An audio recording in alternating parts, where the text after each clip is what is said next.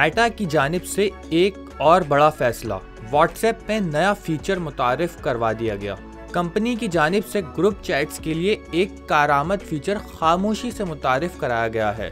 इस फीचर से सार्फिन को ये जानने में मदद मिलेगी कि किसी ग्रुप चैट में कितने अफराद अभी ऑनलाइन हैं। अभी व्हाट्सएप में किसी ग्रुप चैट को ओपन किया जाए तो उस पर ऊपर मुख्तलिफ तफसीलात मौजूद होती हैं, जैसे कौन टाइपिंग कर रहा है।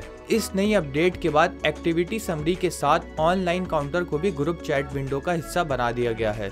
इस ऑनलाइन काउंटर से सारिफ को मालूम होगा कि उसके साथ साथ कितने अफराद चैट में ऑनलाइन हैं। इस तब्दीली का मकसद ग्रुप चैट्स को ज्यादा कारआमद बनाना है, जबकि सार्फिन को ये जानने में भी मदद मिलेगी कि किसी ग्रुप चैट में राब्ते के लिए कौन सा वक्त बेहतरीन हो सकता है।